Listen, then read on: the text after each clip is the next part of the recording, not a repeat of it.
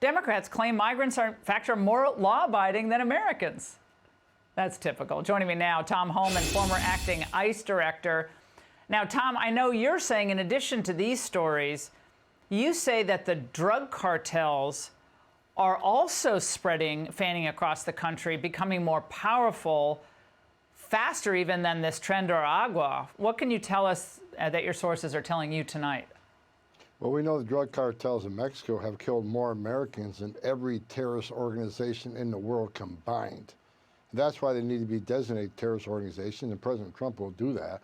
But not only are they in charge of smuggling record amounts of drugs across the border, including fentanyl, now they've set up shop in every major city of this country. They're taking over the distribution process in this country. So they got a foothold here. The Jalisco cartels, they're in 42 countries.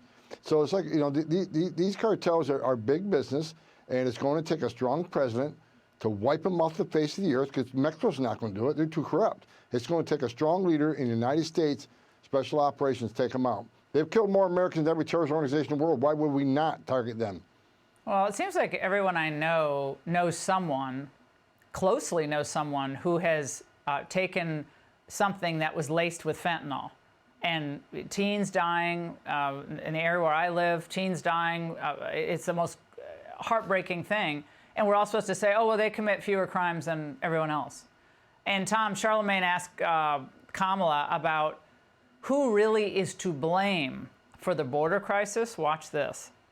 Doesn't the Biden administration have to take some blame for the border, though? In the first 3 years, y'all did get a lot of things wrong with the border. No, Charlemagne, first thing we dropped was a bill to fix the broken immigration system, which, by the way, Trump did not fix when he was president. Tom, when Senator Langford was considering this bill, I literally said on the show, I think you were on, you are literally giving Kamala Harris a talking point. It's all you're doing. This is a stupid bill. And sure enough, that's exactly what's happened, even though the bill was an immigration bill, not a border bill. First of all, the border was fixed. President Trump has illegal immigration at a 45-year low. Illegal immigration down 90%. Unprecedented success. She broke the border. Now she wants to fix it. She broke it. They came into office, wrote 94 executive orders, destroying everything we did. We went from the most secure border, lowest numbers ever, to historic numbers. And I just looked today. Today, I looked at some numbers.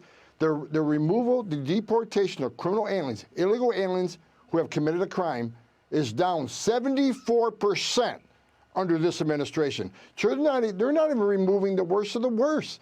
ICE has the lowest numbers of removals in the history of the agency. In the same 4 years, we had historic illegal immigration. Kamala needs to face the fact she broke the border. They broke it. We had it fixed.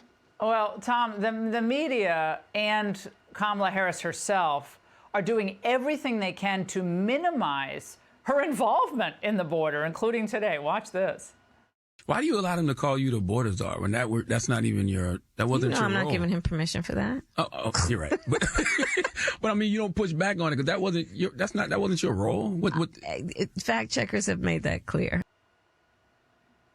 Tom, she's just not a serious person. I mean, we have a series of problems facing us, and she's just not a serious person. Well, bottom line is, getting to that Senate bill she keeps throwing out, that's a terrible bill. I told Senator Langford that bill was terrible, and I wouldn't support it, and President Trump did the right thing pushing back on it. Are we okay with 4,000 to 5,000 illegal aliens a day coming to this country at 1.8 million a year, and we're going to make that federal statute? That's going to be the new norm? No, it's not. The bill also gave unlimited money to NGOs. It did nothing about child trafficking. Matter of fact, the 45,000 a day, they did a carve-out. Unlimited children were allowed. They weren't going to be counted to the end. But bottom line is, and why did they wait 3.5 years to come up with a bill? What they did, they suckered Langford in. Write a bill that we know won't pass and get a couple of foolish senators to agree to this.